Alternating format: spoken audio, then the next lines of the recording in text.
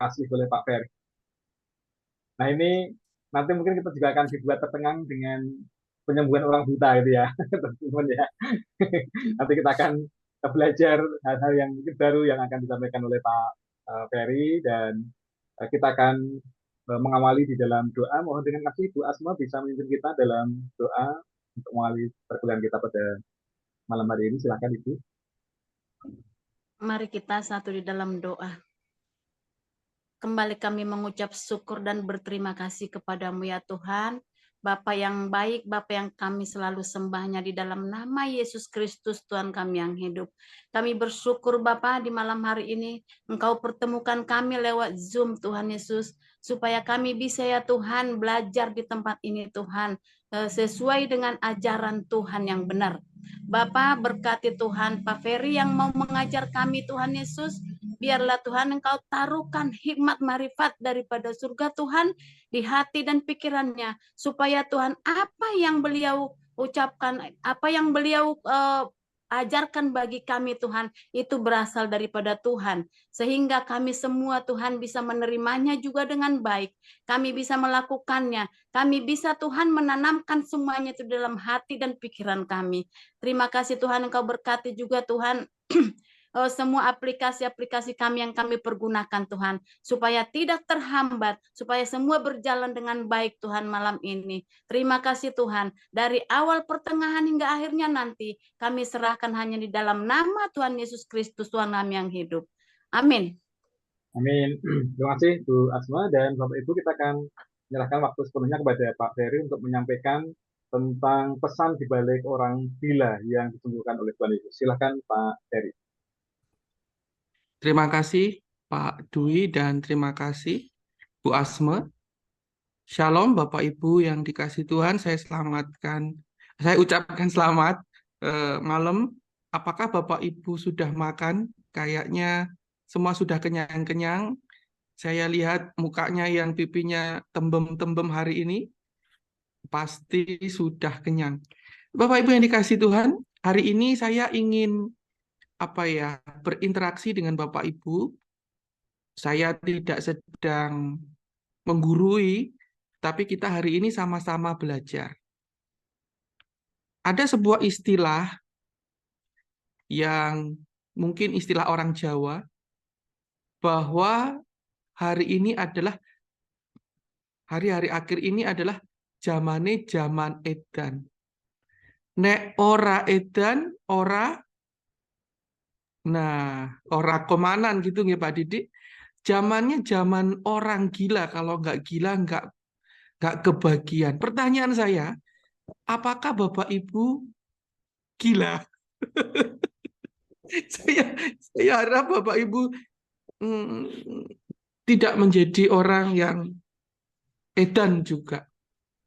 Nah, Bapak Ibu yang dikasih Tuhan, saya ingin kita benar-benar merenungkan firman Tuhan ini, dan biarlah firman Tuhan ini berbicara kepada kita apa.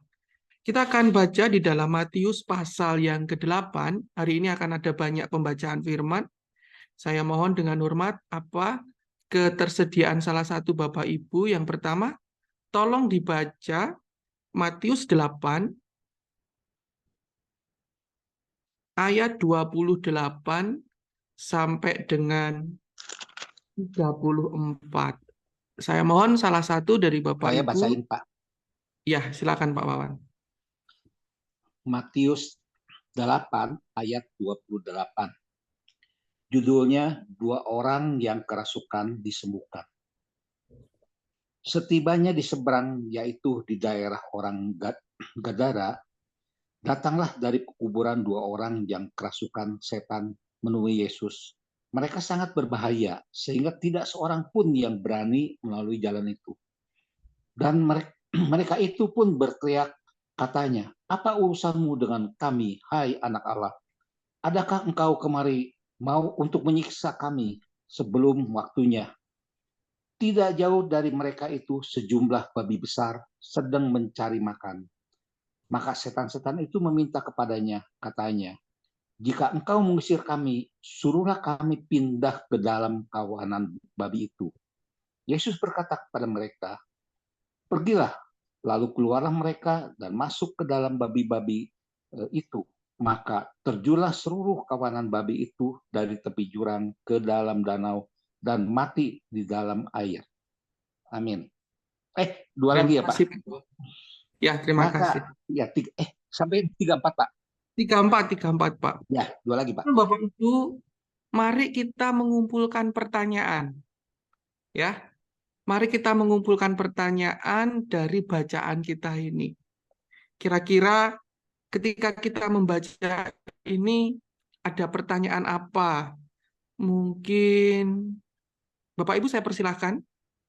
Siapa siapa yang sudah dalam angan-angannya itu memperoleh pertanyaan yang menarik yang mungkin nanti dapat dijawab melalui diskusi kita pada malam hari ini. Mungkin Ibu Purba atau Pak Rudi atau Pak Supardi atau Bu Asma atau Matati atau Pak dosen Pak Erikson, ada pertanyaan yang ingin atau yang terpintas dari pembacaan Matius pasal 8, 28 sampai dengan 30. Silakan Pak. Pak dosen. Ya. Siapa? Yang pertama mengenai ini orang yang setan-setan yang kerasukan itu, kenapa dia meminta ke babi gitu ya? Atau kenapa enggak ke binatang lain atau ke yang lain itu? Kenapa ke babi? Oke, terima kasih Pak Erikson. Keren itu sekali. Memang itu pertanyaan keren. Ada yang lain lagi Bapak Ibu? Adakah sesuatu hal yang Bapak Ibu temukan di sini dan itu membuat pertanyaan dari hati Bapak Ibu yang merasakan sesuatu kurios gitu? Apa ini Tuhan ini? Ada apa di sini? Saya persilakan. Ada yang lain? Saya persilakan. Iya, silakan Pak Rudi. Iya Pak, mau tanya itu setan itu siapa Pak? Namanya Pak. Kan itu kan banyak setan-setan kan Pak. Ya. Kan setan itu namanya siapa Pak itu Pak? Pertanyaan Pak, itu doang Pak. Makasih Pak. Terima kasih. Pertanyaan yang bagus. Kita tampung dan mungkin nanti ada jawabannya. Saya persilakan yang lain, Bapak Ibu. Mungkin. Ada saya sedikit satu Pak. Oke, silakan Pak Wawan. Bagaimana si setan ini yang kesurupan itu begitu ketemu Yesus tahu bahwa dia itu anak Allah? Nah, terima kasih. Pertanyaan yang luar biasa jeli. Yang lain lagi Bapak Ibu, apa yang Bapak Ibu sepintas kok aneh ya di sini ya? Adakah hal yang aneh di situ? Saya Pak Ferry. Monggo Pak Supardi. Oh, tadi siapa? Oh, ya, saya dulu ya. Boleh Pak. Begini. Oh, Kenapa itu tadi setan-setan itu pas mau masuk ke kawanan babi dia minta otoritas ya, izinnya Yesus ya. Jika engkau mengusir kami, suruhlah kami pindah ke kawanan babi itu. Kenapa mereka nggak pindah aja sendiri begitu? Begitu kan ya? Kenapa mesti ada izinnya Tuhan Yesus begitu? Oke, terima kasih Pak Supardipan. Silakan Pak Dwi. Ya, pertanyaan saya, apakah setan itu berkoloni sehingga dua orang gila itu bersahabat? Padahal mereka berbahaya untuk orang lain, tapi berdua itu bersahabat mereka, Pak. Terima kasih. Nah, terima kasih. Ini pertanyaan bagus yang Pak Dwi lemparkan. Dua orang berkoloni. Oke. Ada Kita satu akan lagi, baca boleh? Oke, boleh. Satu lagi boleh, Pak. Ya, Monggo. ini kan ketika setan-setan itu masuk ke dalam babi, kemudian babi itu jatuh dari tepi jurang ke dalam danau dan mati ke dalam air itu. Nah, pertanyaannya, lalu setan-setannya tuh kemana? Habis babinya mati. Babinya mati kan, setannya nggak bisa mati kan? Ya, Dia masuknya kemana? ya. Nah itu pertanyaannya, Pak. Nah, maksud saya, babi itu terjunnya kemana, Pak? Ke danau ya, tepi jurang. Oke. Ke dalam danau, berarti masuk ke dalam Ke danau. dalam danau. Danau itu apa, Pak? Air. Ada air. Genangan Enggak, air. dalam bahasa Ibrani danau itu apa mungkin? Ini Pak dosen Pak Erikson. Ada tanya gurunya nih. Ya, Pak Erikson, kalau danau adalah? Yam. Nah, itu dia kuncinya ada di situ. Ada di kunci kata yam. Kejadian pasal 1 ayat yang kedua. Nah, Bapak Ibu, nanti itu nanti kita akan kulik di sana. Saya akan melangkah dalam pembacaan yang selanjutnya karena Markus pasal 8 ini terkoneksi dengan Lukas 8 ayat 26 sampai 39. Sorry, Markus dulu. Markus pasal 5 ayat 1 sampai dengan 20. Saya mohon salah satu daripada Bapak Ibu selain Pak Wawan dibaca Markus pasal 5. Markus pasal 5 ayat yang pertama sampai dengan 20 ini memang agak sedikit panjang. Markus pasal 5 ayat yang pertama sampai 20, saya mohon salah satu dari Bapak Ibu dapat membaca. Saya persilakan.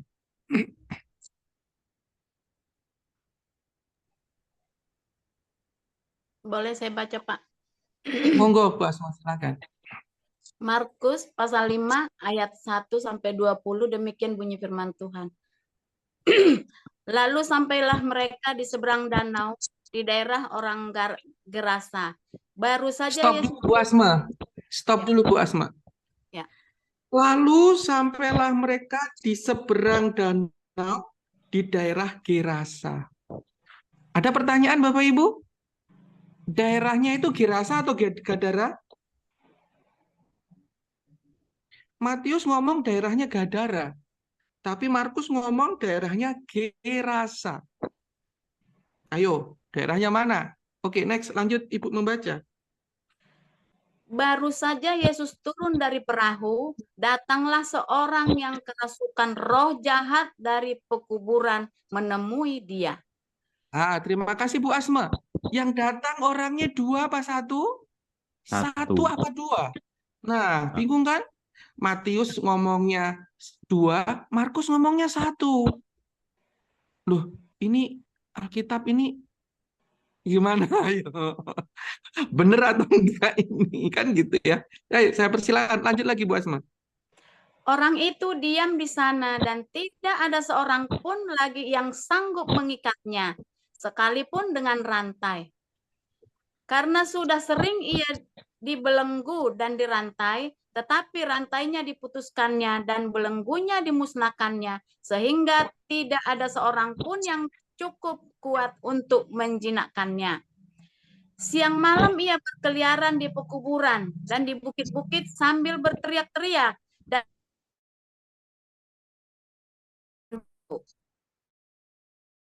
melihat Yesus dari jauh, berlarilah ia mendapatkannya, lalu menyembahnya.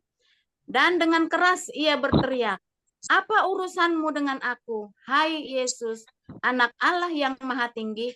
Demi Allah, jangan siksa aku." Karena sebelumnya Yesus mengatakan kepadanya, "Hei engkau roh jahat, keluar dari orang ini." Kemudian ia bertanya kepada orang itu, "Siapa namamu?" Jawabnya, "Namaku Legion, karena kami banyak." Ia memohon dengan sangat supaya Yesus jangan mengusir roh-roh itu keluar dari daerah itu. Adalah di sana di lereng bukit sejumlah besar babi sedang mencari makan. Lalu roh-roh itu meminta kepadanya, katanya, "Suruhlah kami pindah ke dalam babi-babi itu, biarkanlah kami memasukinya." Yesus mengabulkan permintaan mereka. Lalu keluarlah roh-roh jahat itu dan memasuki babi-babi itu. Kawanan babi yang kira-kira 2.000 jumlahnya itu terjun dari tepi jurang ke dalam danau dan mati lemas di dalamnya. Maka larilah penjaga-penjaga babi itu dan menceritakannya hal itu di kota dan di kampung-kampung sekitarnya. Lalu keluarlah orang melihat apa yang terjadi. Mereka datang kepada Yesus dan melihat orang yang kerasukan itu duduk, sudah berpakaian dan sudah waras. Orang-orang tadinya kerasukan legion itu, maka takutlah mereka. Orang-orang yang telah melihat sendiri hal itu menceritakan kepada mereka tentang apa yang telah terjadi atas orang yang kerasukan setan itu dan tentang babi-babi itu. Lalu mereka mendesak Lalu mereka mendesak Yesus supaya ia meninggalkan daerah mereka. Pada waktu Yesus naik lagi ke dalam perahu, orang yang tadinya kerasukan setan itu meminta supaya ia diperkenankan menyertai dia. Yesus tidak memperkenankannya, tetapi ia berkata kepada orang itu, "Pulanglah ke rumahmu, kepada orang-orang sekampungmu, dan beritahukanlah kepada mereka segala sesuatu yang telah diperbuat oleh Tuhan atasmu dan bagaimana ia telah mengasihi engkau." Orang itu pun pergilah dan mulai memberitakan di daerah Dekapolis segala apa yang telah diperbuat Yesus atas dirinya, dan mereka semua menjadi heran. Terima kasih Bu Asma. Bapak Ibu yang dikasih Tuhan, banyak sekali simbol-simbol di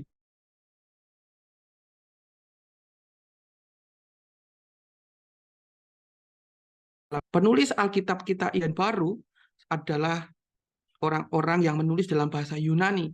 Tetapi pemikiran mereka adalah pemikiran-pemikiran orang Israel, Israel kuno. Di sini banyak sekali kode-kode.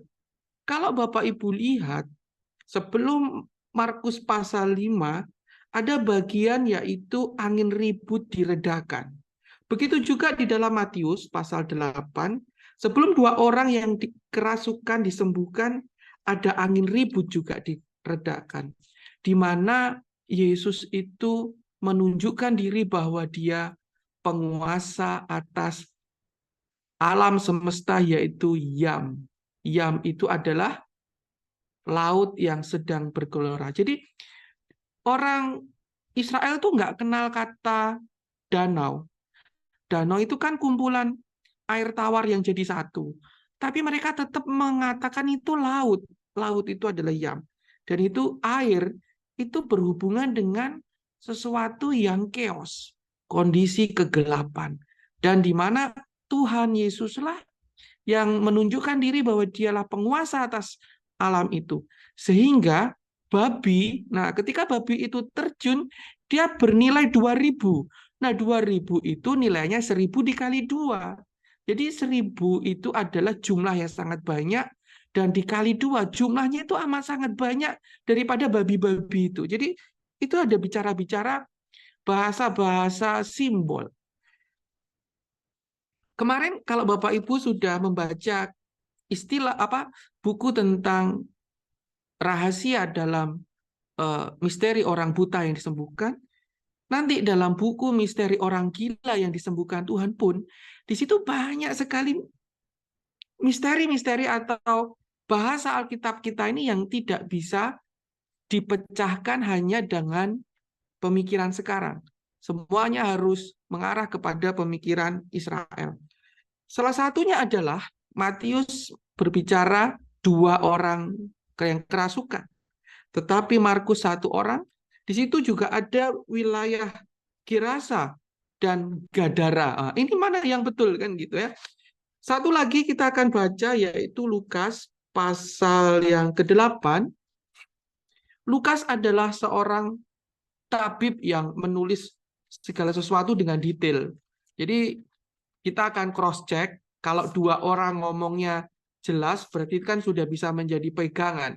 Walaupun kita tidak, maksudnya bukan berarti bahwa Matius adalah sesuatu yang bohong atau salah. Tapi Matius memiliki tujuan tersendiri untuk itu diangkat. Lukas pasal yang ke-8, ayat yang ke-26. Lukas pasal 8 ayat 26, saya mohon Bapak Ibu yang lain yang dapat membacakannya. Lukas 26, mungkin dibaca dari ayat 26, Lukas 8 ayat 26 sampai dengan 39. Saya persilakan satu dari Bapak Ibu sekalian.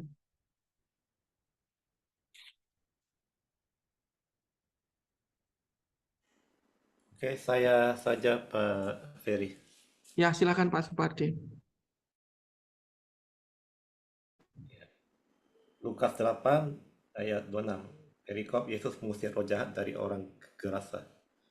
Lalu mendaratlah Yesus dan murid-muridnya di tanah orang Gerasa yang terletak di seberang Galilea. Setelah Yesus naik ke darat, datanglah seorang laki-laki dari kota itu menemui dia. Orang itu dirasuki oleh setan-setan dan sudah lama ia tidak berpakaian dan tidak tinggal dalam rumah, tetapi dalam pekuburan. Ketika ia melihat Yesus, ia berteriak lalu tersungkur di hadapannya dan berkata dengan suara keras, "Apa urusanmu dengan aku, hai Yesus anak Allah yang maha tinggi? Aku memohon kepadamu, supaya engkau jangan menyiksa aku." Ia berkata demikian, sebab Yesus memerintahkan roh jahat itu keluar dari orang itu. Karena sering roh itu menyeret-nyeret dia, maka untuk menjaganya, ia dirantai dan dibelenggu. Tetapi ia memutuskan segala pengikat itu, dan ia dihalau oleh setan itu ke tempat-tempat yang sunyi.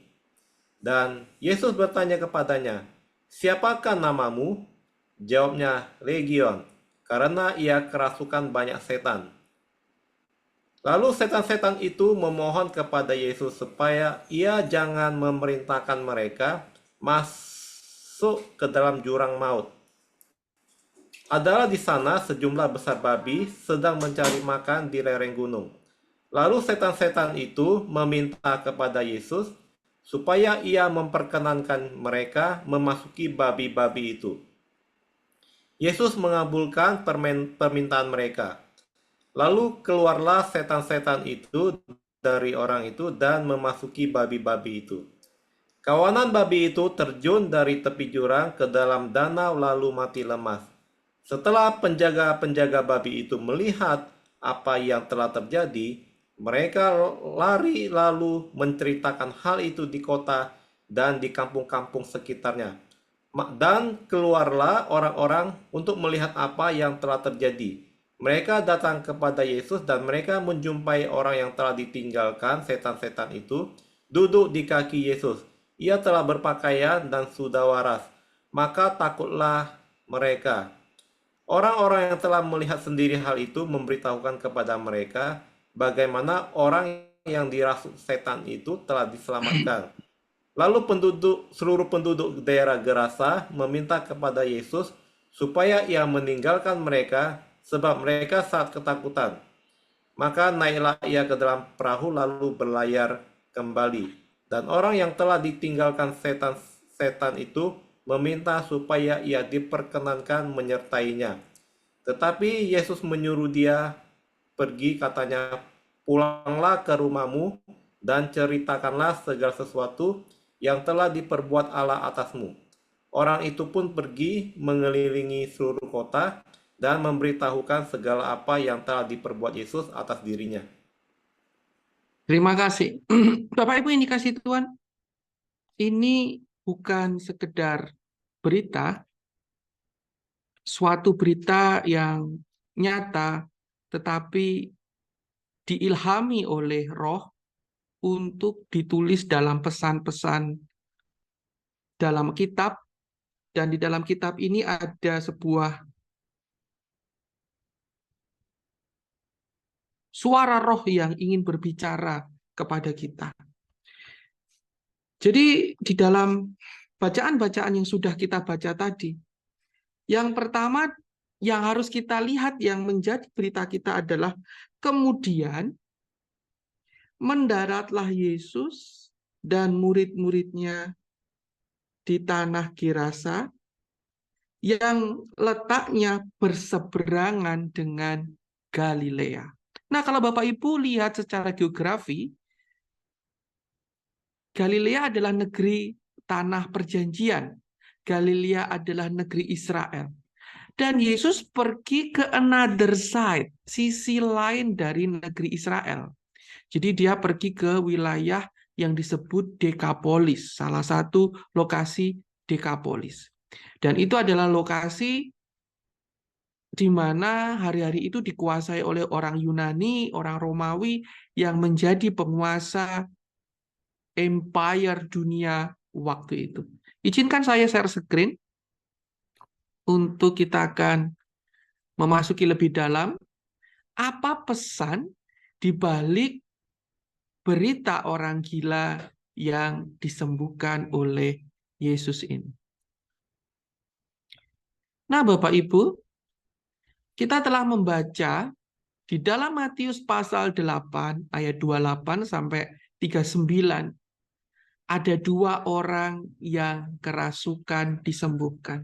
Nah, Bapak Ibu harus kembali mengingat bahwa Matius memiliki tujuan penulisan Injilnya untuk kaum Yahudi. Sehingga orang Yahudi betapa tahu bahwa 2 itu adalah sesuatu yang permulaan. 2 itu adalah sesuatu lambang bahwa yang terjadi itu bukan dari satu sisi. Sakit penyakit, kalau dalam kemarin misteri orang buta, sakit penyakit kebutaan itu ternyata juga disebabkan oleh roh jahat. Dan roh jahat selalu menyebabkan sakit. Apa yang terjadi di alam roh itu juga dinyatakan dalam alam yang nyata. Alam yang nyata ternyata mempunyai hubungan erat dengan alam spiritual. Itu yang ingin disampaikan oleh Matius. Kemudian di dalam Markus pasal 5 ayat 1-20 kita melihat dengan jelas di situ Yesus mengusir roh jahat dari Gerasa. Nah, apakah Gedara dan apakah Gerasa? Kita juga telah melihat bahwa ternyata Lukas pasal 8, sang tabib yang sangat teliti menuliskan Injil, mengatakan bahwa itu adalah Gerasa. Nah, Bapak Ibu yang dikasih Tuhan, Gerasa atau Gadara. Di dalam layar Bapak Ibu ada foto satelit tentang di manakah Gerasa itu. Dan di manakah Gadara sekarang berada. Gadara dan Gergasa atau Gerasa. Ternyata itu tempat yang jauh ya. Tapi sebenarnya nggak jauh-jauh amat. Nah, apa maksud Gadara dan Gerasa? Saya ingin sedikit memberikan gambaran kepada Bapak Ibu. Di dalam layar Bapak Ibu adalah daerah Dekapolis. Daerah yang dibangun oleh pemerintah Yunani bersama Romawi pada waktu itu untuk sebagai representatif pemerintahan di negeri-negeri yang mereka jajah. Dan jikalau Bapak Ibu sudah mengikuti kelas kami dalam kelas Alkitab dan Geografi, maka Bapak Ibu akan mengetahui dengan jelas bahwa negeri Alkitab adalah suatu tanah yang merupakan tanah yang Tuhan sediakan janjikan kepada Abraham, suatu wilayah yang tidak mempunyai sumber daya alam yang mencukupi untuk memberi makan mereka semua. Tetapi negeri itu memiliki sebuah pengaruh yang luar biasa karena daerah bulan sabit subur atau yang disebut certain cycle waktu itu adalah daerah yang dilalui oleh perdagangan dari Arab, dari Mesir menuju Yunani ke atas, dari Yunani juga ingin berdagang dengan orang-orang yang di Arab, dan Mesopotamia juga ingin berdagang dengan bangsa-bangsa yang ada di Afrika atau Arab. Jadi daerah Dekapolis ini sangat penting karena menjadi lalu lalang para pedagang waktu itu. Nah, apa Gadara dan Gerasa? Ya, Gerasa ada 2 wilayah, tetapi di dalam Alkitab kita, di dalam Matius, Markus, dan Lukas, itu adalah seberang, wilayah seberang dari Galilea.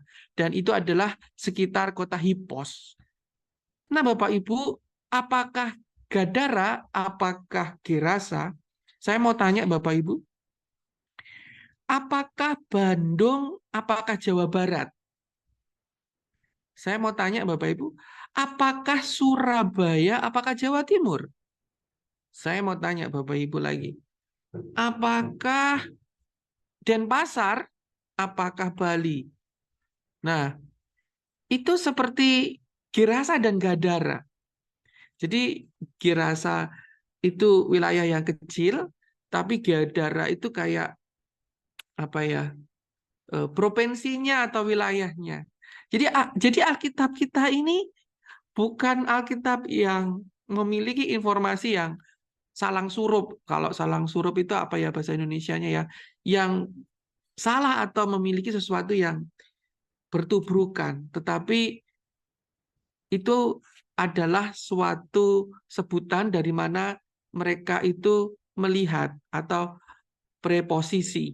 Dilihat di tempat Gadara memang betul, di tempat Gerasa adalah betul. Jadi mau ngomong di Jawa Timur atau ngomong di Surabaya. Nah, mau ngomong di Jawa Barat atau di Bandung. Nah, gitu. Mau ngomong di Monas atau di Jakarta Pusat. Nah, seperti begitu bahasanya Bapak Ibu. Nah, Bapak Ibu yang dikasih Tuhan, apakah daerah Gadara? Daerah Gadara sekarang itu zaman sekarang adalah daerah yang ada di negeri Yordania yang disebut dengan wilayah Qais. Memiliki historis dan budaya yang sangat penting karena Gadara adalah satu kelompok, satu kota wilayah Dekapolis.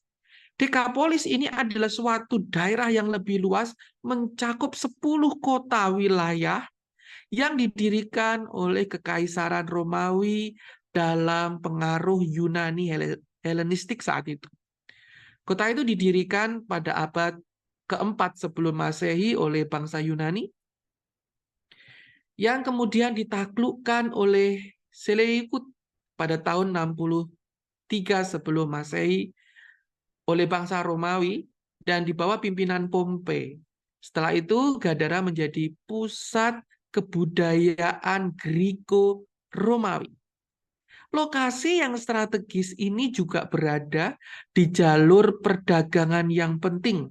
Nah, Bapak Ibu, ikutilah kelas Alkitab dan Geografi yang ada di DTU nanti.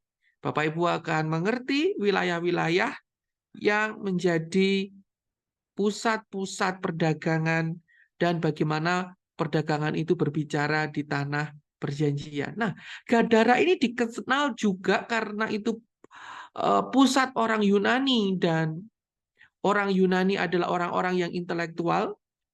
Bahkan apa ya, Yunani adalah kota atau apa ya, bangsa filosofi katanya begitu ya, dan diyakini filsuf adalah yang terkenal Plato, padahal orang Ibrani lah yang memiliki filosofi awal untuk segala sesuatu. Jadi Gadara ini banyak sekali orang-orang Romawi yang tinggal.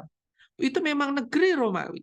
Dan di sana banyak sekali filsuf, penyair, sarjana-sarjana, seorang penyair yang bernama Meleager. Nanti Bapak Ibu bisa cari ya di internet ya siapakah mereka. Penyair dari zaman Helenistik, dan juga Philodemus, seorang filsuf Epikureans. Ya, betapa penting wilayah Gadara itu, dunia intelektual yang dijuluki sebagai kota para filsuf. Apakah para filsuf ini orang gila atau orang yang lagi kerasukan dalam pikirannya? Nah, itu berita-berita yang berada di balik kisah ini. Orang-orang yang berpikir filosofi Yunani. Dan filosofi Yunani ternyata adalah filosofi pemikiran-pemikiran yang berasal dari dunia. Pikiran-pikiran orang-orang Helenistik, orang-orang Yunani adalah pikiran-pikiran yang dirasuk setan. Dalam Perjanjian Baru, Gadara dikaitkan dengan kisah orang yang kerasukan setan yang tercatat dalam Injil Matius, Markus, Lukas, atau yang disebut dengan Injil Sinoptik. Kisah ini menekankan kerumitan spiritual di wilayah yang merupakan wilayah Yunani, Romawi, dan lokal. Luar biasanya begini Bapak Ibu. Kenapa Yesus juga datang ke wilayah Dekapolis? Itu menunjukkan Sang terang itu hadir bukan hanya untuk bangsa Israel, tetapi sang terang hadir untuk seluruh dunia. Bahkan mujizat pengusiran roh jahat dalam pemikiran orang gila itu, sehingga orang gila itu kembali dalam pemikiran yang normal dan dipenuhi kebenaran-kebenaran, berjumpa kembali dengan pikiran Allah, dia berkeliling ke seluruh wilayah Dekapolis, bukan cuma Gadara, tetapi seluruh 10 kota. 10 artinya penuh. Jadi kota-kota Romawi penuh. Bangsa-bangsa itu mendengar kabar siapakah Yesus, anak Allah itu. Ini adalah foto yang peninggalan dari kota Gadara, Gerasa waktu hari ini, di mana kota itu benar-benar memiliki tempat-tempat pemujaan-pemujaan dewa-dewa Yunani. Karena yang membangun kota-kota itu adalah orang-orang Helenistik. Ada tiang-tiang pemancang yang besar sebagai tempat mereka itu menyembah dewa-dewa Yunani. Nah, tadi ada pertanyaan dari Bapak Ibu, Pak Supardipan, atau siapa yang tadi saya lupa bertanya bahwa kenapa kok babi? Nah, kenapa kok ini babi gitu loh? Yang dinajiskan. Ya memang dalam Perjanjian Lama, babi adalah binatang yang najis. Tetapi bagi kita, babi itu enak rasanya, dibakar, diguling, wow, enak. Kita nggak bilang babi itu najis.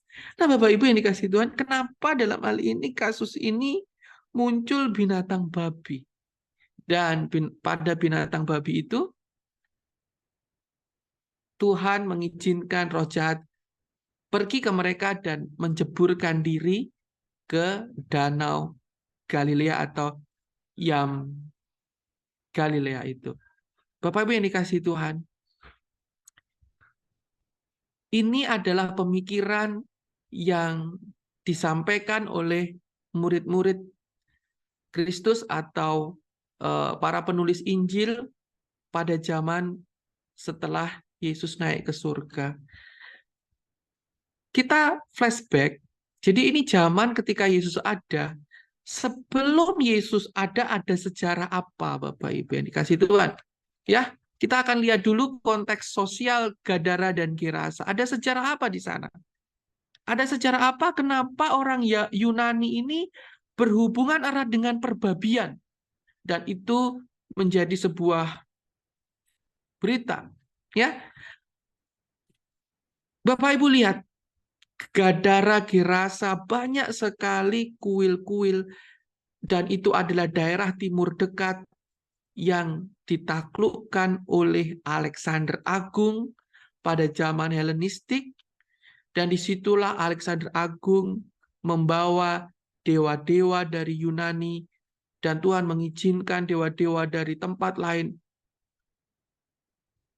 menduduki negeri tanah perjanjian. Yang kedua, orang Yunani ternyata ketika mereka beribadah kepada dewa-dewinya, ternyata dewa Persepon dan Demeter atau misteri Eleusis, misteri sebuah festival keagamaan yang terkait dengan dewi pertanian, yaitu Demeter dan putrinya Persephone, mereka memuja dengan cara mempersembahkan babi. Ternyata kalau bangsa Israel mempersembahkan kepada Allahnya domba di atas altar. Tetapi orang-orang Yunani menyukai babi. Dewa-dewa Yunani menyukai babi. Babi menjadi salah satu hewan yang dipersembahkan kepada dewa. Karena apa? Kalau dipanggang baunya enak. Wah, dewaku senang nih. Kalau kambing lebus baunya, lebus. Tapi kalau babi itu, wah enak jadi babi panggang. Milih babi panggang atau kambing panggang, Bapak Ibu. Ya, mereka memilih babi panggang. Dan misteri Eleusis adalah salah satu upacara keagamaan yang paling terkenal di Yunani, di mana babi digunakan dalam ritual pemurnian. Nah, ini kayak adat istiadatnya orang Ibrani, bagaimana simbol penyucian atau pemurnian bagi tanah, kesuburannya itu dengan cara menyembelih babi. Ya, ini kebudayaan Yunani memang. Kemudian ada pandangan umum tentang babi dalam budaya Yunani kuno. Memang babi itu tidak dalam posisi yang sangat dihormati, dalam arti seperti domba di mana? Di tanah Israel, seperti sapi di tanah India, ya, tetapi babi ini memang memiliki konotasi kekotoran dengan dunia tanah. Dia itu sukanya bergulung-gulung lagi di tanah, kotor selalu. Makanannya juga itu lambang bahwa tanah ini memiliki kesuburan seperti babi, gendut-gendutnya tuh seperti babi. Jadi kalau mau tanahnya subur, gendut, itu mereka mempersembahkan babi kepada seorang dewinya, Dewi Yunani kuno. Nah, apa yang terjadi dengan latar belakang kisah Hanukkah?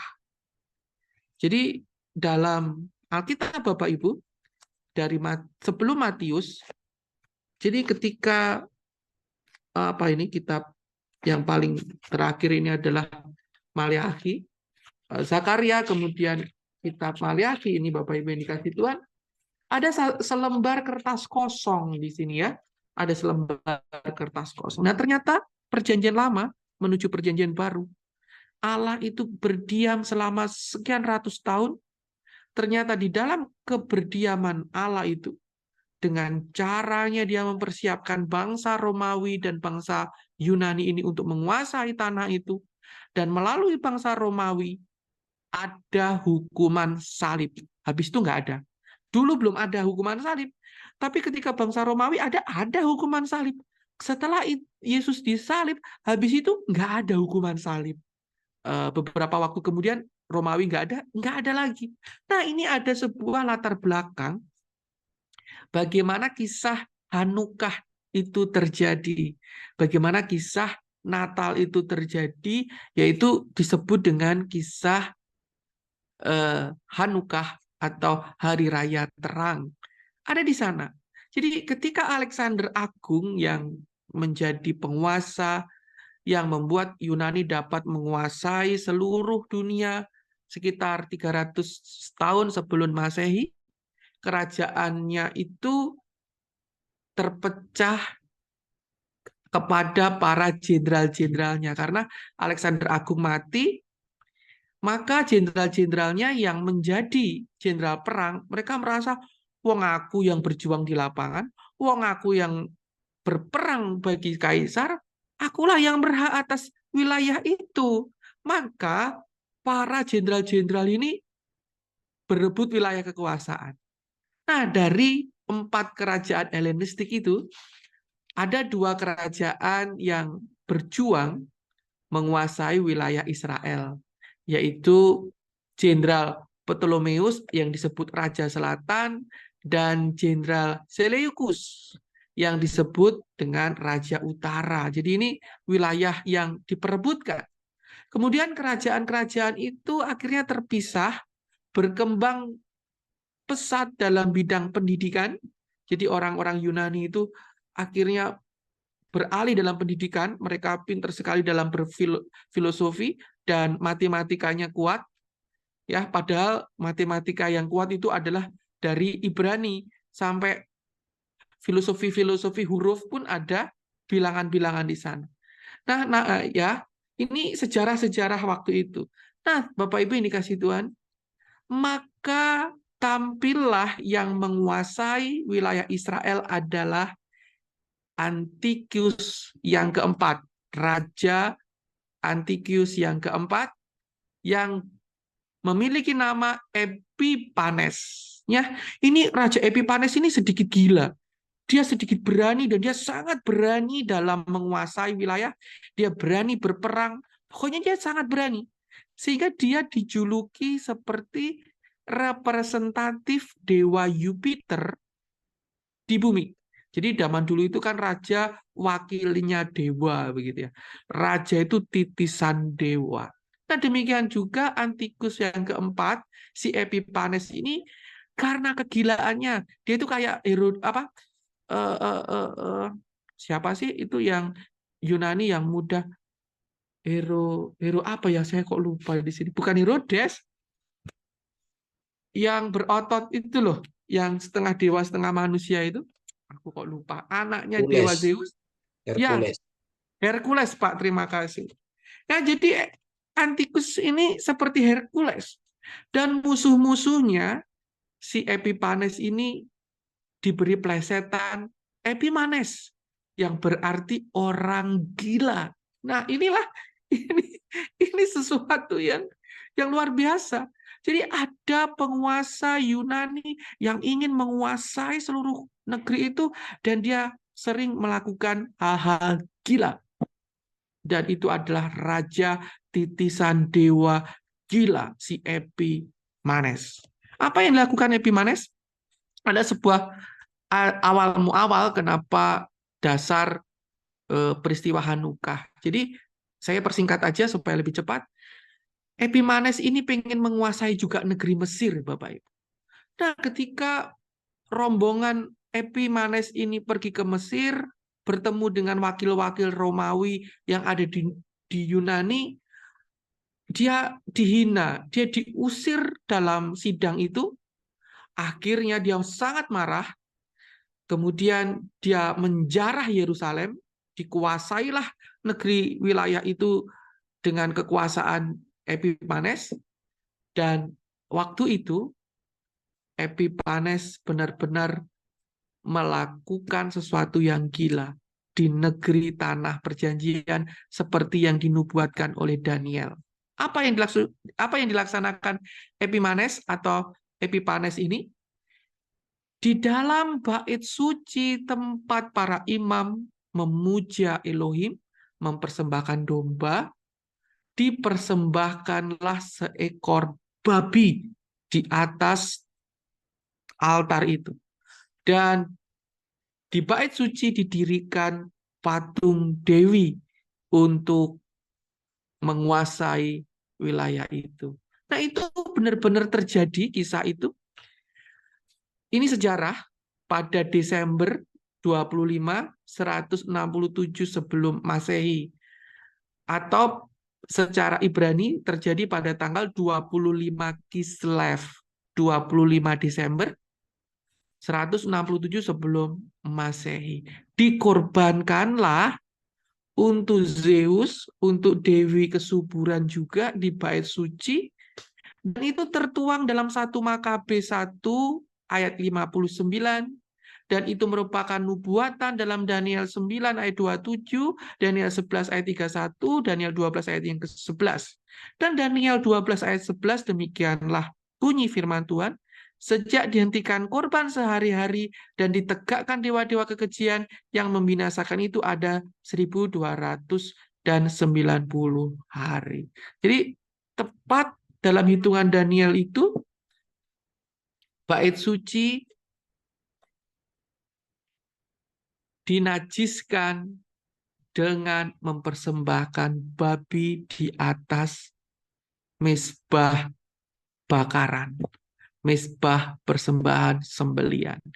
Sehingga sampai hari ini para imam, para rabi begitu benci sama babi. Jadi babi itu suatu kamu ini yang menginjak-injak, mengotori rumah Allah gitu ya. Jadi itulah awal-muawal. Kenapa babi itu disebut kenajisan? Babi itu disebut sesuatu yang najis dan mereka sangat benci. Lalu apa yang dilakukan Epimanes untuk memperkuat kekuasaannya di negeri Israel? Yang pertama, melarang orang Israel merayakan Sabat, hari raya. Enggak boleh. Enggak boleh orang Israel mempersembahkan domba di atas bait suci. Pendeta enggak boleh. Kalau ada dibunuh. Dan dia mengangkat para pengawas atas seluruh rakyat, memerintahkan setiap kota-kota Yehuda untuk mempersembahkan korban kepada berhala dan menyembelih serta memakan babi, binatang yang najis itu. Bapak Ibu ini kasih Tuhan. Jadi babi itu dipaksa disuruh makan orang Israel. Padahal itu binatang yang haram bagi mereka. Binatang yang low kosher, tidak layak untuk dimakan. Jadi kosher dan low kosher. Dan siapapun yang kedapatan baca kitab suci Torah, baca loh. Padahal mereka kan setiap sahabat kan melakukan pembacaan kitab Torah. Siapapun yang membaca Torah dihukum mati. Nah, itu kan juga sebuah kekerasan yang seringkali orang Kristen juga hadapi. Nggak boleh ibadah. Kemudian kepada seluruh orang Israel, setiap anak yang lahir nggak boleh sunat. Padahal hukumnya orang Israel 8 hari lahir disunat itu anak. Kalau kedapatan menyunatkan anaknya digorok lehernya, kemudian anak itu digantung di leher ibunya, biar ibunya menangis meronta-ronta. Ini benar-benar Epimanes, raja yang gila, raja yang sangat gila, raja yang dirasuki setan, kesetanan dalam memerintah, menyerang orang-orang Yahudi pada hari Sabat. Itu ada di dalam 1 Makabe 2 ayat yang ke-38. Nah, apa yang terjadi saat hari raya Hanukkah? Tepat 3 tahun dalam posisi penguasaan Epimanes, ya, ada pemberontakan yang dipimpin oleh Yudas Makabe. Jadi Yudas Makabe ini adalah keturunan dari kerajaan-kerajaan waktu itu, kerajaan Israel waktu itu, kerajaan Yehuda waktu itu. Jadi ada kerajaan Yudas Makabe, dia memimpin untuk memberontak kepada Epimanes ini, dan waktu itu terjadi peperangan di mana imamnya si orang Yunani ini ketika masuk ke dalam bait suci, seorang imam pergi membunuh si imam itu, dan kemudian dibersihkanlah mezbah itu Bapak Ibu, dan dipersembahkan domba. Jadi disucikan kembali tempat itu, dan tempat itu bait suci berhasil dilakukan penguasaan dan perebutan bait suci. Peperangan Yudas Makabe melawan Epimanes, orang Yunani yang menguasai bait suci itu, berlangsung selama 8 hari. Jadi perangnya itu terus-terusan selama 8 hari. Nah, ketika hari pertama imam memasuki bait Allah, ada kembali ditaruh benda-benda bait Allah di sana, dinyalakanlah menorah. Dan ketika menorah itu dinyalakan, Bapak Ibu, menorah itu adalah lampu bait Allah, dan isinya adalah minyak. Biasanya minyak itu hanya dinyalakan, dan nyala minyaknya itu sedikit, itu cuma sedikit, dan biasanya nyala lampu itu hanya bertahan 24 jam. Ada suatu mujizat yang terjadi. Nyala api yang seharusnya mati dalam 24 jam justru menyala dia selama 8 hari. Mulai dari 25 Kislev sampai 8 hari tanggal 1 Januari, dalam tanggal 2 Tevet, bulan Tevet itu, lampu yang seharusnya mati itu menyala terus. Itulah yang menjadi menjadi dasar dari hari raya Hanukkah. Mereka memperingati bagaimana terang Allah kembali menyucikan bait Allah yang telah dikotori dengan pemikiran-pemikiran Yunani, dengan babi-babi yang najis. Kegilaan Epimanes, seorang yang dikuasai roh jahat bagi orang Ibrani. Dan lampu itu bersinar, terang itu bersinar. Dan tanggal 25 Kislev adalah lahirnya Yehosua yang kita sembah, yang kita yakini, yang kita percaya adalah sang terang itu sendiri hadir ke dalam dunia. Jadi ketika dituliskan di situ, Bapak Ibu sekarang mulai mengerti ya, ketika ada narasi bahwa Yesus menyeberang dari daerah Galilea menuju ke seberang, Dekapolis. Itu artinya terang itu pergi ke dunia.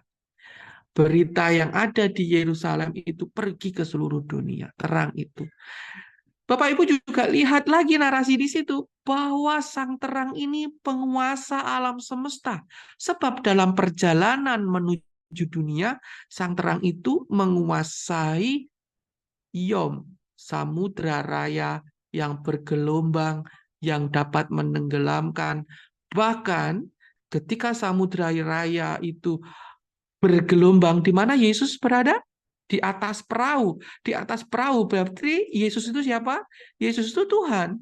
Tuhan di atas perahu, maksudnya di atas air, di perahu itu. Berarti Yesus Mary Kevet.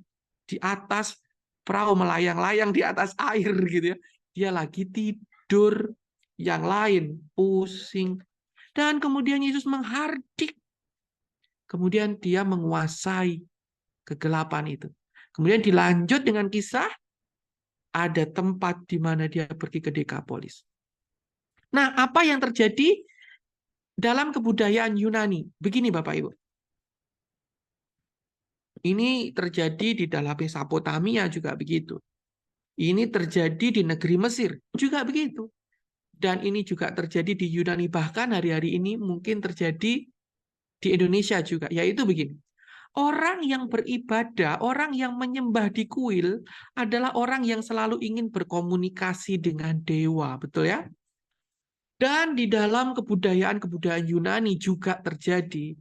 Orang ketika mereka melakukan pemujaan terhadap dewa-dewa mereka, ini kota-kota Yunani loh, banyak sekali kuil loh.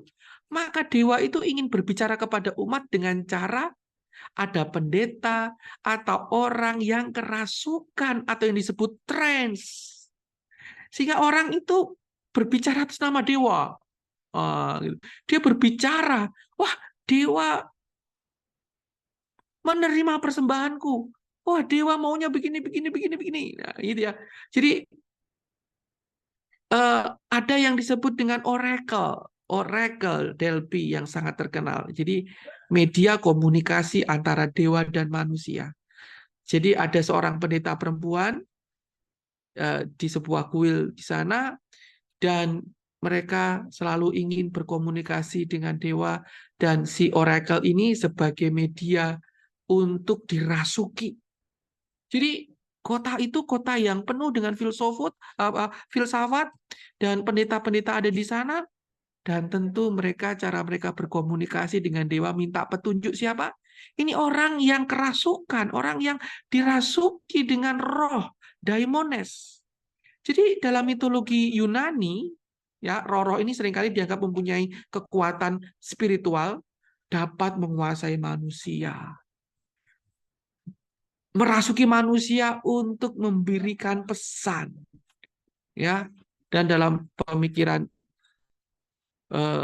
hari ini kita melihat bahwa mungkin mungkin orang-orang yang lagi melakukan ritual keagamaan mereka mungkin seperti orang beragama lain atau yang menyembah patung atau apa. Kadang kita lihat bahwa ada yang kerasukan dan sedang berkomunikasi. Oh, ini rohnya, ini kedatangan roh nenek moyang. Wah, ini mbahnya ini mau dikasih persembahan. Dia nggak terima karena mbah itu nggak terima dikasih bunga gitu ya, marah-marah dia. Aku setan kok makan bunga, enggak, aku mau makan apa ya? Makannya mungkin ayam, makanya mungkin dikasih dia minta kambing atau minta apa lah gitu ya. Ini cuman just joke Bapak Ibu yang dikasih. Nah, itu juga ada ekstasis. Mereka sangat mengerti sekali. Dan salah satu lagi, jadi orang yang kerasukan setan adalah orang sebagai orang yang dianggap memiliki kemampuan menjadi juru bicara dewa. Dan kebanyakan juru bicara dewa mereka itu adalah pendeta. Pendetanya orang-orang Yunani itu. Pendeta-pendeta kerasukan. Bapak Ibu yang dikasih Tuhan, dan itu terjadi loh di peristiwa ketika Elia ketika mendatangkan api dari surga. Nah, ini tuh satu tema. Jadi api itu datang, terang itu didatangkan di atas bangsa Israel. Terang itu didatangkan dengan cara dewa-dewa yang lain menoreh-noreh, pendeta-pendeta pemuja dewa yang lain, ya, di zaman Ahab itu mereka kerasukan. Bapak Ibu yang dikasih Tuhan. Nah, ini pengaruh budaya Helenistik Romawi. Kita melihat, kalau Bapak Ibu melihat geografi, ternyata daerah Yunani yang ada di Yordan itu kan ada dua sisi, Bapak Ibu. Jadi kalau kita lihat, saya belum menampilkan ini di dalam layar, Bapak Ibu. Ada Laut Mediterania, lalu ada dataran yaitu Filistin itu, kemudian naik itu pegunungan tengah yaitu Yerusalem, dia turun lembah Rif itu Galilea, kemudian naik lagi ke Yordania. Nah, setiap naik itu turun airnya selalu ada di sana, dan setiap turun lagi selalu kering. Nah, daerah Dekapolis adalah daerah yang banyak sekali rerumputan. Oleh sebab itu tempatnya subur. Babi dibutuhkan untuk memuja dewa-dewa mereka, dan ternyata babi juga dikonsumsi oleh orang-orang Yunani menjadi sumber makanan. Jadi babi itu berbicara apa untuk negeri Helenistik waktu Romawi? Berbicara disitulah pusat ekonomi masyarakat saat itu. Ekonomi Yunani adalah perbabian. Ada ternak babi di sana banyak. Babi dibuat makanan, babi dibuat konsumsi dewa. Bapak Ibu yang dikasih Tuhan, babi adalah pusat ekonomi. Kebutuhan pangan dan konsumsi, babi ya diasap, babi disosis bagi mereka, dan itu sangat di daerah Helenistik itu bukan hal yang asing bagi mereka, karena banyak sekali para pendatang, tamu-tamu dari luar yang juga membutuhkan makanan, dan lingkungan geografisnya sangat mendukung. Jadi Danau Galilea yang sisi sebelah sana Yordan itu banyak sekali rumput-rumput yang subur untuk binatang babi. Jadi babi, perhatikan baik-baik Bapak Ibu, adalah ekonomi, bicara tentang ekonomi masyarakat saat itu. Jadi babi adalah pusat ekonomi, pusat hatinya orang-orang untuk ada di sana, ya, itu ekonomi. Itu perdagangan regional waktu itu, mereka memperdagangkan babi. Nah, kemudian Bapak Ibu, kita akan melihat apa arti Gerasa. Nah, babi-babi itu ada di Gerasa. Mungkin Pak Erikson bisa membantu membaca ini ya. Berarti itu adalah Bapak Ibu, di sini ada Dalet, Yod, Res, Shin, Gerasa. Nah, Gerasa ini lupa itu kan daerah Yunani ya. Ya memang betul daerah Yunani. Tetapi setiap itu kan juga dekat dengan kebudayaan Ibrani. Dan bagaimana orang Ibrani itu membaca Gerasa. Nah, Gerasa dalam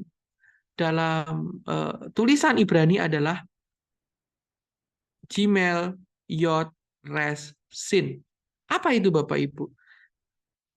Huruf Ibrani ini memiliki informasi secara piktograf awal. Nah, di dalam piktograf, Gimel adalah unta, kaki unta begitu ya. Yod itu adalah tangan yang terangkat. Res itu adalah kepala seseorang. Res itu adalah kepala.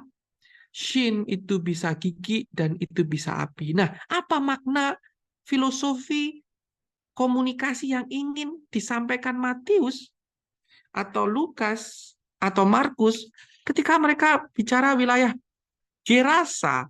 Ada apa di Gerasa? Adalah api yang menyala. Kalau sudah piktograf ini bacanya dari kiri ke kanan boleh, dari kanan ke kiri boleh, tapi biasanya kalau saya bacanya dari kiri ke kanan, karena dari kiri itu the past dan kanan itu paling kanan adalah the future. Jadi tulisan Ibrani ini kalau dia dalam tulisan biasa itu dia dibaca dari kanan ke kiri, tapi kalau sudah dalam bentuk piktograf, ada baiknya itu merupakan dari kiri ke kanan. Nah, Bapak Ibu yang dikasih Tuhan, itu artinya adalah yang menyala-nyala di dalam pikiran seseorang adalah tangan yang terangkat penyembahan kepada kekayaan. Jadi unta waktu itu adalah lambang kendaraan yang mengangkut barang-barang dagangan dari satu wilayah ke wilayah yang lain. Di padang gurun itu, di negeri yang gersang itu, mereka nggak ada Innova, mereka nggak ada Fortuner pada waktu itu, mereka semua hari ini mungkin naik kendaraan yang lebih bagus-bagus daripada itu, tapi zaman dulu adalah unta lambang dari kekayaan, kemapanan ekonomi. Jadi Gerasa adalah api yang menyala-nyala di pikiran orang, dan itu adalah penyembahan orang itu kepada kekayaan. Itu Gerasa. Lalu apa Gadara?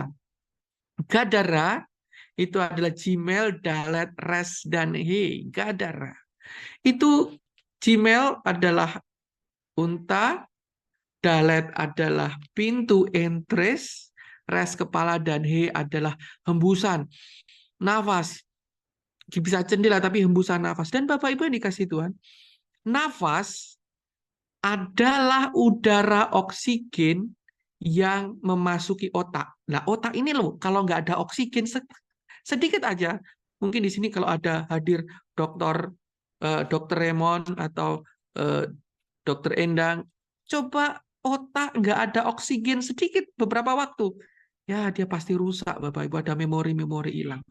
Jadi nafas yang mempengaruhi otak seseorang, kepala seseorang adalah pintunya itu menuju kepada kekayaan. Jadi isinya otak yang dihembuskan. Nah, dibalik lagi, kekayaan itu memasuki pikiran seseorang dan menjadi nafas hidupnya. Itu yang disebut Gadara. Jadi kekayaan itu yang masuk di dalam pikiran orang yang kerasukan itu, kekayaan itu yang menjadi motivasi para penyampai pendeta-pendeta itu yang mengaku sebagai wakil para dewa-dewanya yang begitu banyak. Itulah sebabnya. Oke, kita akan memasuki pekuburan. Itulah sebabnya kenapa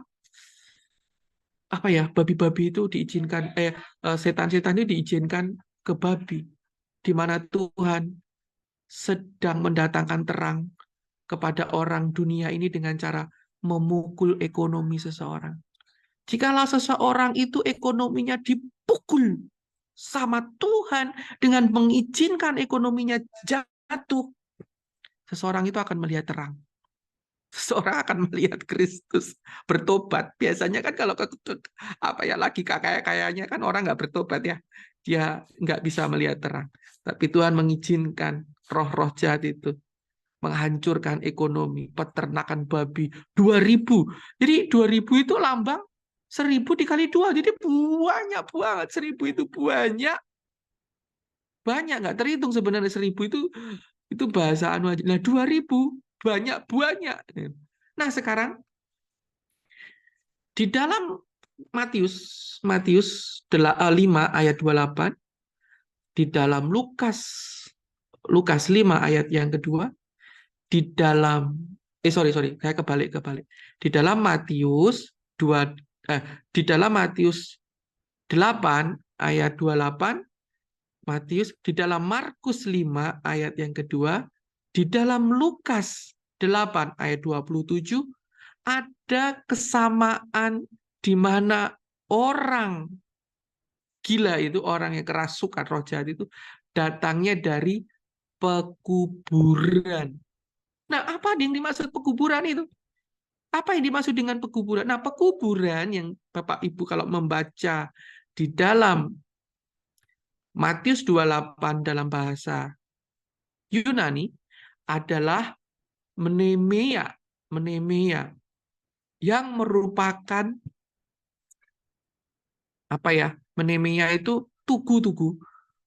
Jadi dia bukan, kalau kuburan itu topos. Nanti ada apa bedanya topos dan Menemia ya. Kalau topos itu kuburan, bener kuburan, tapi kan biasanya di atas kuburan itu ada menara pengingat seseorang gitu loh. Jadi tertenger. Nah, ini merujuk pada orang itu tuh terikat pada menara. Jadi mungkin itu lambang di mana roh jahat itu hadir. Mungkin patungnya dewa apa, patungnya apa. Jadi tertenger. Peninggal atau apa ya, bekas untuk mengingat siapa yang mungkin telah memberkati, siapa yang menjadi pemberi berkat. Itu Menemia. Dan dalam bahasa Ibrani-nya adalah Ha-barot. Ha-barot. Yang akar katanya adalah khafar. Khafar. Kuburan itu khafar.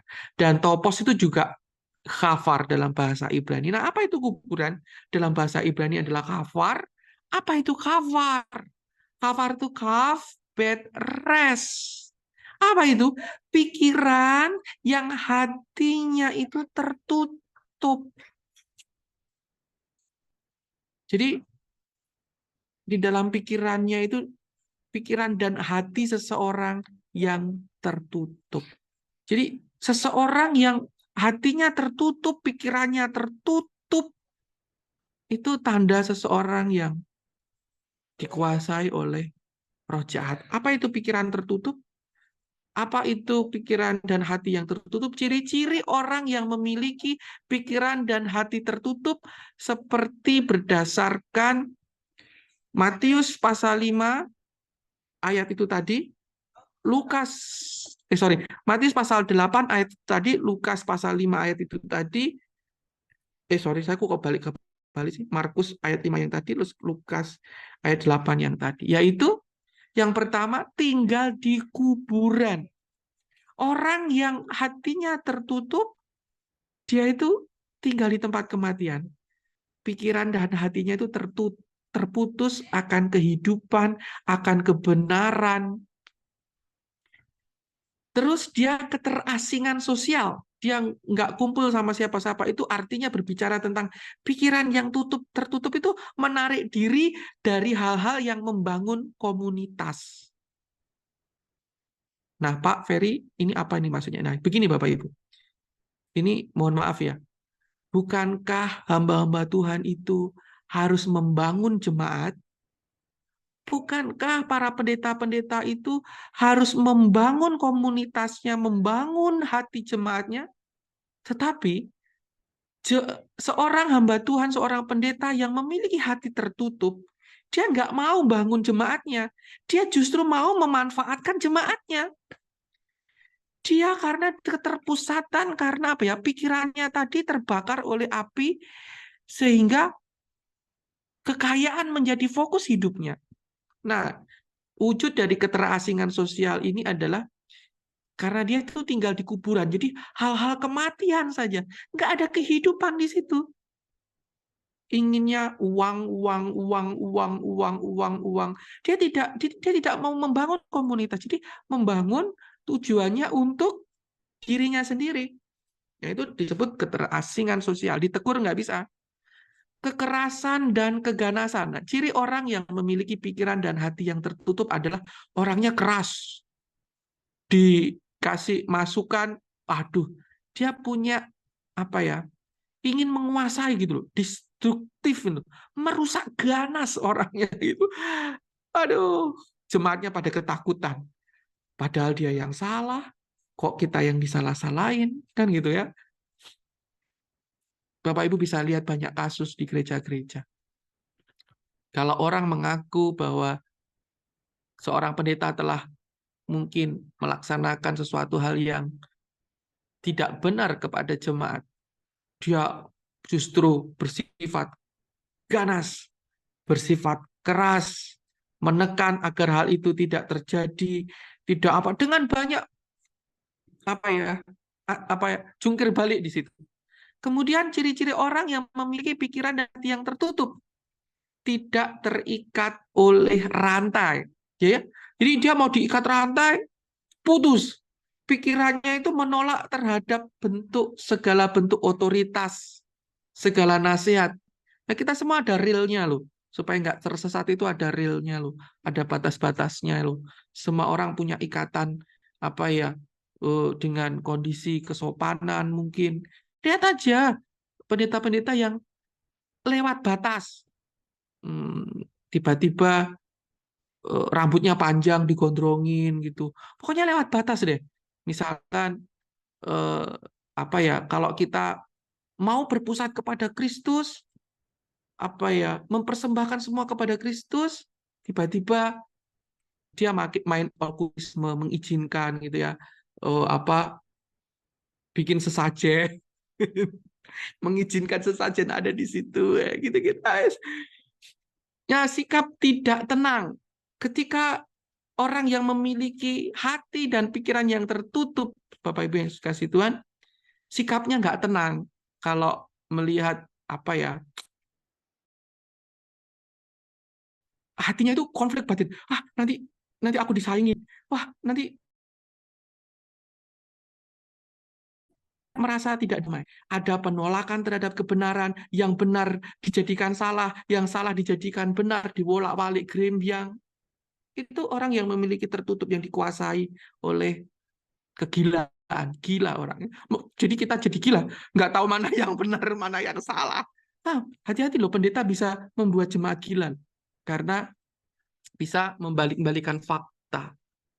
Nah, kemudian orang yang memiliki hati yang tertutup, dia itu ketakutan terhadap perubahan, dia takut terhadap pembebasan. Nah, ketika mereka melihat Yesus datang dan Yesus mau mengusir, mereka takut.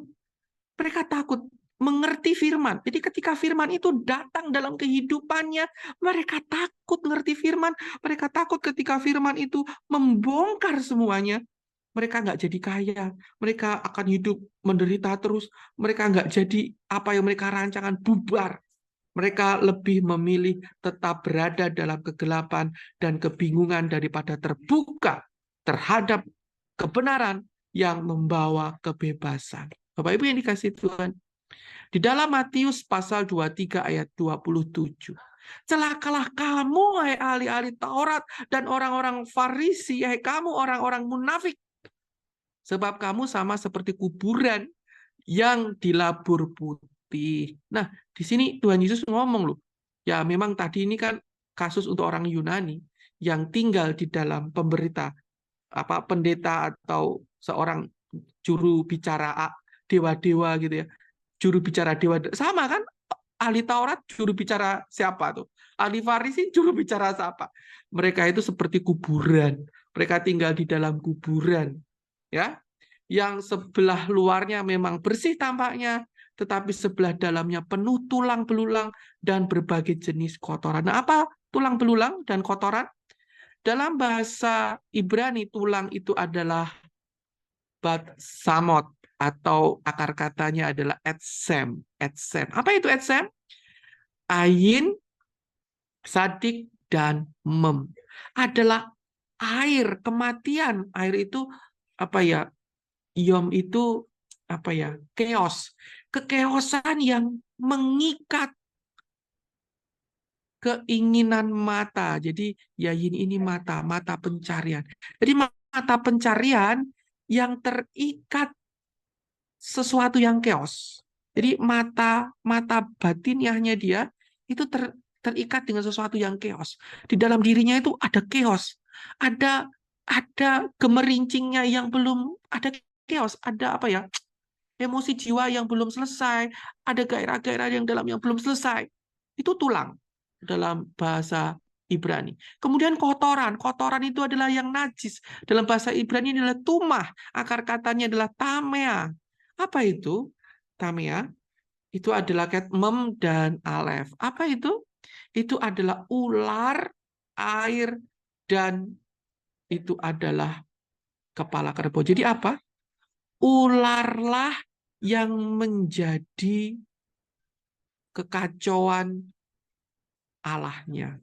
Jadi Allahnya itu adalah kekacauan si ular, dibolak-balik. Allahnya kenajisan itu adalah Allahnya kekacauan si ular. Itu adalah kenajisan. Nah, Bapak Ibu yang dikasihi Tuhan, kenapa juga diangkat kata legion? Legion itu bukan bahasa Ibrani, tetapi itu adalah bahasa Yunani yang berarti tentara, kekayaan yang memasuki pintu, paku yang memasuki pintu. Dalet, Gmail, Dalet, Vav, Dalet. Nah, Bapak Ibu yang dikasih Tuhan, legion itu berjumlah 6.000. 6.000 prajurit. 6.000 itu 6 dikali 1.000. 1.000 itu banyak. 6 itu apa? 6 itu dalam bahasa Ibrani adalah hari yang ke-6 di mana kebinatangan, keliaran, binatang liar itu keliaran. Liar yang amat sangat. 1.000 itu keliaran. Jadi seseorang yang liar karena money. Seseorang yang liar karena emosi jiwa, pikirannya tertutup, nggak mau menerima kebenaran lain. Nah, Yesus sebagai terang, dia datang kepada dunia. Apa? Dia menunjukkan apa? Akulah terang, akulah kekinclongan. Kamu yang silau terhadap harta dunia, ini loh harta dunia yang selama ini membuat kamu gila. Uang yang membuat kamu memberitakan berita-berita dari Allah-Allah lain. Yesus datang sebagai terang dan membuat mereka memilih. Apa yang mereka pilih? Ternyata orang-orang Yunani di sana tetap memilih uang. Bapak Ibu yang dikasih Tuhan, bagaimana apa yang dilakukan seseorang pendeta, seseorang yang kerasukan setan, seseorang yang menjadi media setan untuk berbicara kepada orang Yunani? Dia melihat terang. Dia menerima harta yang sesungguhnya. Harta yang sesungguhnya itu adalah kedamaian. Sehingga dia bukan cuma menjadi pemberita di satu daerah, yaitu daerah Gerasa saja, bukan cuma daerah Gadara saja, tapi seluruh Dekapolis. Karena dia dapat memberitakan siapakah harta sesungguhnya. Di mana hartamu berada, disitulah hatimu berada. Apa yang Anda pilih untuk Anda beritakan? Apakah Anda memilih memberitakan kepuasan diri Anda sendiri, keingin Anda sendiri, kegilaan Anda sendiri di sana akan tampak. Tetapi apabila yang Anda beritakan adalah sang terang, sang firman kebenaran itu sendiri yang dapat merubah, membarui pikiran kita, yang dapat mengusir segala kegilaan kita. Terima kasih. Tuhan Yesus memberkati. Ya, terima kasih Pak Ferry untuk pencerahannya pada malam hari ini. Sangat memberkati kita, menambah wawasan kita tentang misteri penyembuhan orang gila ya, Bapak Ibu ya. Oke, kita akan mengakhiri pertemuan kita pada malam hari ini. Mohon dengan kasih Pak Budiono bisa memimpin kita di dalam doa untuk mengakhiri pertemuan kita malam hari ini. Silakan Pak Budiono. Baik, Mbak Dwi, terima kasih untuk baik Bapak Ibu, mari kita akan akhiri pertemuan Zoom ini dengan doa. Bapa yang baik, Bapa di dalam nama Tuhan Yesus Kristus, kami datang kembali kepadamu Tuhan. Kami mengucap syukur dan terima kasih Engkau telah tolong dalam kami mengikuti pembelajaran pada malam hari ini melalui ruang Zoom. Sehingga kami dapat menyelesaikan dengan baik pada malam hari ini. Memberkati Pak Ferry yang telah memberikan pencerahan-pencerahan yang begitu luar biasa untuk menambah wawasan kami dalam kami melayani Tuhan. Memberkati Pak Ferry, apapun yang dikerjakannya, apapun yang menjadi pergumulannya, juga pelayanannya Engkau memberkati dengan begitu indah. Terima kasih Tuhan, Engkau memberkati juga kami semua yang ada di ruang Zoom ini, apapun yang menjadi pergumulan dan masalah, apapun yang menjadi keinginan, diberkati oleh Tuhan semuanya. Terima kasih Tuhan, kiranya apa yang telah kami terima ini Kau tanamkan dalam kehidupan kami, sehingga kami boleh semakin mengerti, semakin dibekali melalui kebenaran firman-Mu, sehingga memperlengkapi kami di dalam kami melayani Tuhan. Terima kasih Tuhan, sebentar kami akan tinggalkan ruang Zoom ini dan berpisah satu sama lainnya, dan kami akan istirahat pada malam hari ini. Kiranya damai sejahtera-Mu tetap menyertai kami sepanjang malam, hingga kami boleh bangun besok pagi dengan keadaan yang baik. Terima kasih Tuhan, memberkati kami semuanya. Inilah doa dan ucapan syukur kami. Dalam nama Tuhan Yesus Kristus kami berdoa dan mengucap syukur. Haleluya. Amin. Kami kembalikan pada Pak Ki. Oke, amin. Terima kasih Pak Sugiono. Terima kasih Bapak Ibu semuanya. Terima kasih Bapak Ya, Ibu. terima kasih.